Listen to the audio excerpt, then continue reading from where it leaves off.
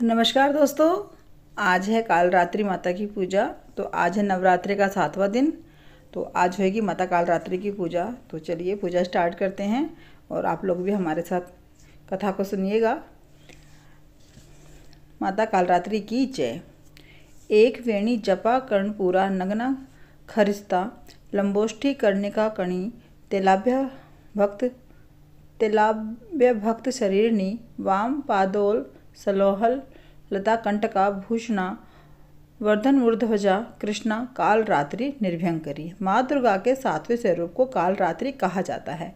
माँ कालरात्रि का स्वरूप देखने में अत्यंत भयानक है, लेकिन ये सदैव शुभ फल देने वाली मानी जाती हैं, इसलिए इन्हें शुभंकरी भी कहा जाता है। दुर्गा पूजा के 7वें दिन माँ कालरात्रि की पूजा का विधान है। इस दिन साधक का मन सहस्त्रार चक्र में स्थित रहता है। उसके लिए ब्रह्मांड की समस्त सिद्धियों के द्वार खुलने लगते हैं। इस चक्र में स्थित साधक का मन पूर्णतः माँ कालरात्रि के स्वरूप में अवस्थित रहता है। माँ कालरात्रि दुष्टों का विनाश और ग्रह बाधाओं को दूर करने वाली हैं, जिससे साधक भय मुक्त हो जाता है। बोलो माता कालरात्रि की जय। 11वां अध्याय देवी देवताओं द्वारा देवी की स्तुति एवं देवी द्वारा देवताओं को वरदान। ऋषि बोले, देवी के द्वारा वहाँ महादैत्यपति शुंभ के मारे जाने पर इंद्र आदि देवता अग्नि को आगे करके उन कात्यायनी देवी की स्तुति करने लगे। उस समय अभिष्ट की प्राप्ति होने से उनके मुखकमल दमक उठे थे और उनके प्रकाश से दिशाएं भी जगमगा उठी थीं। देवता बोले, शरणागत की पीड़ा को दूर करने वाली देवी, हम पर प्रसन्न हो। संपूर्ण जगत की माता प्रसन्न हो। विश्वेश्वरी, विश्व की रक्षा करो।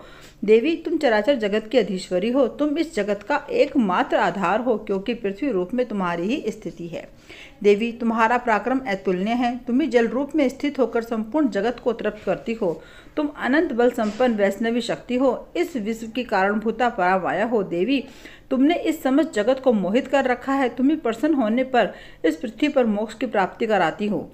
देवी, संपूर्ण विद्याएं तुम्हारे ही भिन्न भिन्न स्वरूप हैं। जगत में जितनी स्त्रियां हैं वे सब तुम्हारी ही मूर्तियां हैं। जगदम्बे, एकमात्र तुमने ही इस विश्व को व्याप्त कर रखा है। तुम्हारी स्तुति क्या हो सकती है? तुम तो स्तवन करने योग्य पदार्थों से परे एवं परावाणी हो। जब तुम सर्वस्वरूपा देवी स्वर्ग तथा मोक्ष प्रदान करने वाली हो, तब इसी रूप में तुम्हारी स्तुति हो गई है। तुम्हारी स्तुति के लिए इससे अच्छी स्तुतियां और क्या हो सकती हैं? बुद्धि रूप से सब लोगों के हृदय में विराजमान रहने वाली तथा स्वर्ग एवं मोक्ष प्रदान करने वाली नारायणी देवी, तुम्हें नमस्कार है। कला, काष्ठा आदि के रूप में अवस्था परिवर्तन की ओर ले जाने वाली तथा विश्व का उपसंहार करने में समर्थ नारायणी, तुम्हें नमस्कार है। हे नारायणी, तुम सब प्रकार का मंगल प्रदान करने वाली मंगलमयी हो। कल्याणदायिनी शिवा हो। तुम पुरुषार्थों को सिद्ध करने वाली शरणागत वत्सला, 3 नेत्रों वाली एवं गौरी हो। तुम्हें नमस्कार है। तुम सृष्टि पालन और संहार की शक्तिभूता सनातनी देवी, गुणों का आधार तथा सर्वगुण संपन्न हो। नारायणी, तुम्हें नमस्कार है। शरण में आए हुए हम दीनों एवं पीड़ितों की रक्षा में संलग्न रहने वाली तथा सबकी पीड़ा को दूर करने वाली नारायणी देवी, तुम्हें नमस्कार है। नारायणी, तुम ब्रह्माणी का रूप धारण करके हंसों से जुटे हुए विमान पर बैठती हो तथा कुछ में से जल छिड़कती रहती हो। तुम्हें नमस्कार है। महेश्वरी रूप से त्रिशूल, चंद्रमा एवं सर्प को धारण करने वाली तथा महान वृषभ की पीठ पर बैठने वाली नारायणी देवी, तुम्हें नमस्कार है। मोरों और मुर्गों से घिरे रहने वाली तथा महाशक्ति धारण करने वाली कौमारी रूप धारणी निष्पाप नारायणी, तुम्हें नमस्कार है। शंख, चक्र, गदा, शांग, धनुष उत्तम आयुधों को धारण करने वाली वैष्णवी शक्ति रूपा नारायणी, तुम प्रसन्न हो। तुम्हें नमस्कार है। हाथ में भयानक महाचक्र लिए और दाढ़ों पर धरती को उठाए वारही रूप धारणी कल्याणमयी नारायणी, तुम्हें नमस्कार है। भयंकर नरसिंह रूप से दैत्यों के वध के लिए उद्योग करने वाली तथा त्रिभुवन की रक्षा में संलग्न रहने वाली नारायणी, तुम्हें नमस्कार है। मस्तक पर किरीट और हाथ में महावृक्ष धारण करने वाली, सहस्र नेत्रों के कारण उद्दीप्त दिखाई देने वाली और वत्रासुर के प्राणों का अपहरण करने वाली इंद्र की शक्ति रूपा नारायणी देवी, तुम्हें नमस्कार है। शिवदूती रूप से दैत्यों की महान सेना का संहार करने वाली, भयंकर रूप धारण कर तथा विकट गर्जना करने वाली नारायणी, तुम्हें नमस्कार है। दाढ़ों के कारण विकराल मुख वाली मुंडमाला से विभूषित मुंड मर्दनी चामुंडा रूपी नारायण, तुम्हें नमस्कार है। लक्ष्मी, लज्जा, महाविद्या, श्रद्धा, पुष्टि, स्वधा, ध्रुवा, महारात्रि तथा महाअविद्या रूपा नारायणी, तुम्हें नमस्कार है। मेधा, सरस्वती, वरा, भूति, वाभ्रवी, तामसी, नियता तथा ईशा रूपिणी नारायणी, तुम्हें नमस्कार है। सर्वस्वरूपा सर्वेश्वरी, सब प्रकार की शक्ति से संपन्न दिव्य रूपा दुर्गे देवी, सब भयों से हमारी रक्षा करो, तुम्हें नमस्कार है। कात्यायनी, यह तीनों लोचनों से विभूषित तुम्हारा सौम्य मुख सब प्रकार के भयों से हमारी रक्षा करे, तुम्हें नमस्कार है। भद्रकाली ज्वालाओं के कारण विकराल प्रतीत होने वाला, अत्यंत भयंकर और समस्त असुरों का संहार करने वाला तुम्हारा त्रिशूल भय से हमें बचाए, तुम्हें नमस्कार है। देवी, जो अपनी ध्वनि से संपूर्ण जगत को व्याप्त करके दैत्यों के तेज नष्ट किए देता है, वह तुम्हारा घंटा हम लोगों की पापों से उसी प्रकार रक्षा करे जैसे माता अपने पुत्रों की बुरे कर्मों से रक्षा करती है। चंडी के तुम्हारे हाथों में सुशोभित खड्ग, जो असुरों के रक्त और चर्बी से सना हुआ है, वह हमारा मंगल करे, हम तुम्हें नमस्कार करते हैं। देवी, तुम प्रसन्न होने पर सब रोगों को नष्ट कर देती हो और कुपित होने पर मनोवांछित सभी कामनाओं का नाश कर देती हो। जो लोग तुम्हारी शरण में जा चुके हैं उन पर विपत्ति तो आती ही नहीं है, तुम्हारी शरण में आए हुए मनुष्य दूसरों को शरण देने वाले हो जाते हैं। देवी अंबिके, तुमने अपने से रूप को अनेक भागों में विभक्त करके नाना प्रकार के रूपों से जो इस समय इन धर्मद्रोही दैत्यों का संहार किया है, वह दूसरी कौन कर सकती है। विद्याओं में ज्ञान को प्रकाशित करने वाले, शास्त्रों में तथा आदि वाक्यों में तुम्हारे अलावा और किसका वर्णन है, तथा तुम्हें छोड़कर कौन दूसरी ऐसी है जो इस विश्व को अज्ञान में घोर अंधकार से परिपूर्ण ममता रूपी गड्ढे में निरंतर भटका रही हो। जहाँ राक्षस, जहाँ भयंकर विष वाले सर्प, जहाँ शत्रु, जहाँ लुटेरों की सेना और जहाँ दावानल हो, वहाँ तथा समुद्र के बीच में भी साथ रहकर तुम विश्व की रक्षा करती हो। विश्वेश्वरी, तुम विश्व का पालन करती हो, विश्व रूपा हो, इसलिए संपूर्ण विश्व को धारण करती हो।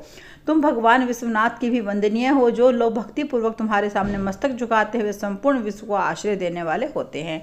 देवी, प्रसन्न हो, जैसे इस समय असुरों का वध करके तुमने शीघ्र ही हमारी रक्षा की है, इसी प्रकार सदा हमें शत्रुओं के भय से बचाओ।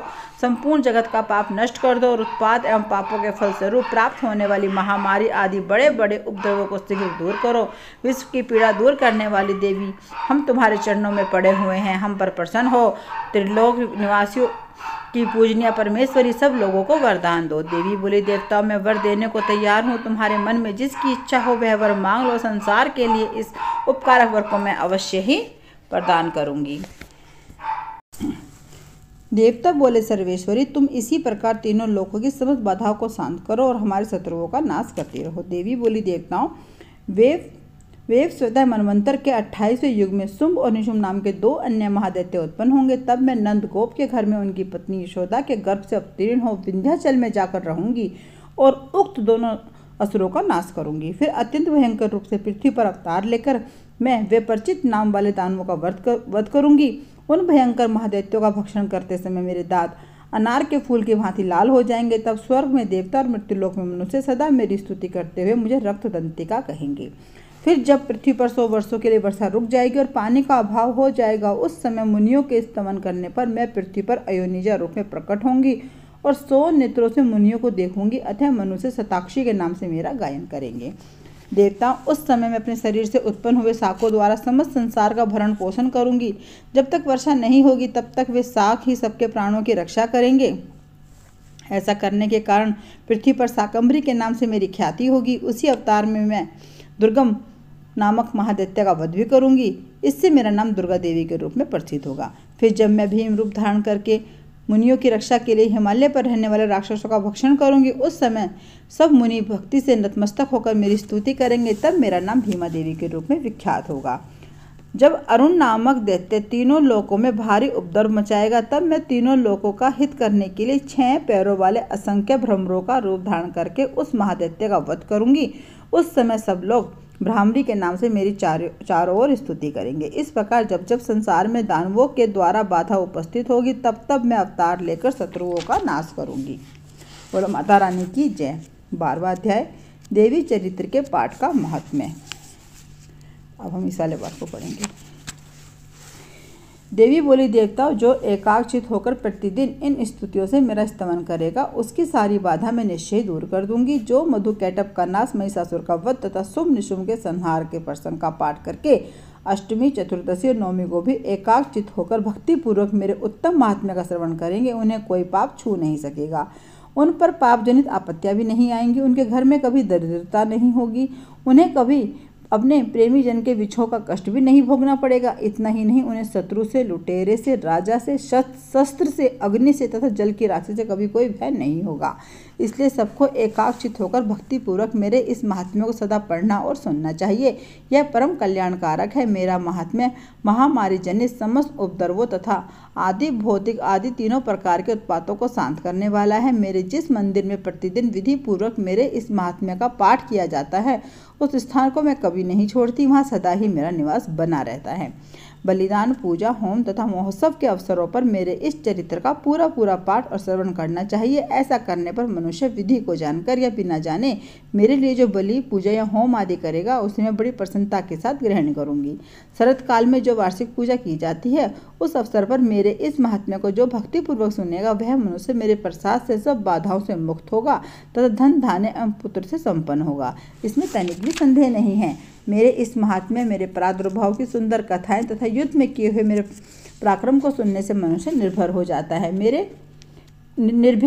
है। मेरे महात्म्य को श्रवण करने वाले मनुष्य के शत्रु नष्ट हो जाते हैं, उन्हें कल्याण की प्राप्ति होती है तथा उनका कुल आनंदित रहता है। सर्वत्र शांति क्रम में बुरे स्वप्न दिखाई देने पर तथा गृह जनित भयंकर पीड़ा उपस्थित होने पर मेरा महात्म्य श्रवण करना चाहिए। इससे सब विघ्न तथा भयंकर गृह पीड़ाएं शांत हो जाती हैं और मनुष्य द्वारा देखा हुआ दुःस्वप्न शुभ स्वप्न में परिवर्तित हो जाता है। बाल ग्रहों से आक्रांत हुए बालकों के लिए यह महात्म्य शांतिकारक है तथा मनुष्य के संगठन में फूट होने पर यह अच्छी प्रकार मित्रता कराने वाला होता है। यह महात्म्य समस्त दुराचारियों के कुल का नाश कराने वाला है। इसके पाठ मात्र से राक्षसों, भूतों और पिशाचों का नाश हो जाता है। मेरा यह सब महात्म्य मेरी सन्निधि की प्राप्ति कराने वाला है। पशु, पुष्प, अधर्य, धूप, दीप, गंध आदि उत्तम सामग्रियों द्वारा पूजन करने से, ब्राह्मणों को भोजन कराने से, होम करने से, प्रतिदिन अभिषेक करने से, नाना प्रकार के अन्य भोगों को अर्पण करने से तथा दान देने आदि से वर्ष भर तक जो मेरी आराधना की जाती है, उससे मुझे जितनी प्रसन्नता प्राप्त होती है, उतनी प्रसन्नता मेरे इस उत्तम चरित्र का एक बार श्रवण करने मात्र से हो जाती है। यह महात्म्य श्रवण कीर्तन करने पर पापों को हर लेता है और आरोग्य प्रदान करता है। मेरे प्रादुर्भाव का कीर्तन समस्त भूतों से रक्षा करता है तथा मेरे युद्ध विषयक चरित्र दुष्ट दैत्यों का संहार करने वाला है। इसके श्रवण करने से मनुष्य को शत्रु का भय नहीं रहता। देवताओं, तुमने और महर्षियों ने जो मेरे स्तवन किए हैं तथा ब्रह्मा जी ने जो स्तुतियां की हैं, वे सभी कल्याणदायक हैं, कल्याणदायक बुद्धि प्रदान करती हैं। वन में, सूने मार्ग में अथवा दावानल से घिर जाने पर, निर्जन स्थानों में लुटेरों के दाव में पड़ जाने पर या शत्रुओं से पकड़े जाने पर, अथवा जंगल में सिंह, व्याघ्र या जंगली हाथियों के पीछा करने पर, कुपित राजा के आदेश से वध या बंधन के स्थान में ले जाने पर, अथवा महासागर में नाव में बैठने के बाद भारी तूफान से नाव के डगमग होने पर, अत्यंत भयंकर युद्ध में शस्त्रों का प्रहार होने पर अथवा वेदना से पीड़ित होने पर, सभी भयानक बाधाओं के उपस्थित होने पर जो मेरे इस चरित्र का स्मरण करता है, वह मनुष्य संकटों से मुक्त हो जाता है। मेरे प्रभाव से सिंह आदि हिंसक जंतु नष्ट हो जाते हैं तथा लुटेरे और शत्रु भी मेरे चरित्र का स्मरण करने वाले व्यक्ति से दूर रहते हैं। ऋषि बोले, यह कहकर प्रचंड पराक्रम वाली भगवती चंडिका सब देवताओं के देखते देखते वही अंतर्ध्यान हो गई। फिर समस्त देवता भी शत्रुओं के मारे जाने से निर्भय होकर पहले की भांति यज्ञभाग का उपभोग करने लगे और अपने अपने अधिकार का पालन करने लगे। संसार का विध्वंस करने वाले महाभयंकर अतुल पराक्रमी देव शत्रु शुंभ तथा महाबली निशुंभ के युद्ध में देवी द्वारा मारे जाने पर शेष दैत्य पाताल लोक में चले गए। राजन, इस प्रकार भगवती अंबिका देवी नित्य होते हुए भी पुनः प्रकट होकर जगत की रक्षा करती हैं। वे ही इस विश्व को मोहित करती हैं, वे ही जगत को जन्म देती हैं और वे ही प्रार्थना करने पर संतुष्ट होकर विज्ञान एवं समृद्धि प्रदान करती हैं। राजन, महाप्रलय के समय महामारी का स्वरूप धारण करने वाली वे महाकाली ही इस समस्त ब्रह्मांड में व्याप्त हैं। वे ही समय समय पर महामारी होती हैं और वे ही स्वयं अजन्मा होती हुई भी सृष्टि के रूप में प्रकट होती हैं। वे सनातनी देवी समय अनुसार संपूर्ण भूतों की रक्षा करती हैं। मनुष्य के अभ्युदय के समय वे ही घर में लक्ष्मी के रूप में स्थित होकर उन्नति प्रदान करती हैं और वे ही अभाव के समय दरिद्रता बनकर विनाश का कारण होती हैं। पुष्प, धूप, गंध आदि से पूजन करके उनकी स्तुति करने पर वे धन, पुत्र, धार्मिक बुद्धि तथा उत्तम गति प्रदान करती हैं। बोलो माता रानी की जय। माता तेरे भक्त जनों पर भीड़ पड़ी है भारी, माता भीड़ पड़ी है भारी। दानव दल पर टूट पड़ो माँ करके सिंह सवारी, सौ सौ सिंहों से तू बलशाली, अष्टभुजाओं वाली भक्तों के दुख निवारती। ओ मैया हम सब तारे तेरी आरती। अम्बे तू है जगदम्बे काली, जय दुर्गे खप्पर वाली, तेरे ही गन्ने गाए भारती। ओ मैया हम सब तारे तेरी आरती। माँ बेटे का है इस जग में बड़ा ही निर्मल नाता, मैया बड़ा ही निर्मल नाता। पूत कपूत सुने हैं पर ना माता सुनी कुमाता, सब पर करुणा दर्शाने वाली, अमृत बरसाने वाली, दुखों के दुखड़े निवारती। ओ मैया हम सब तारे तेरी आरती। अम्बे तू है जगदम्बे काली, जय दुर्गे खप्पर वाली, तेरे ही गुण गाए भारती। ओ मैया हम सब तारे तेरी आरती। नहीं मांगते धन और दौलत, ना चांदी ना सोना, मैया ना चांदी ना सोना। हम तो मांगे माँ तेरे मन में एक छोटा सा कोना, सबकी बिगड़ी बनाने वाली, लाज बचाने वाली, सतियों के सत्य को संवारती। मैया हम सब तारे तेरी आरती। अम्बे तू है जगदम्बे काली, जय दुर्गे खप्पर वाली, तेरे ही गुण गाए भारती। ओ मैया हम सब तारे तेरी आरती। बोल कलका माई की जय।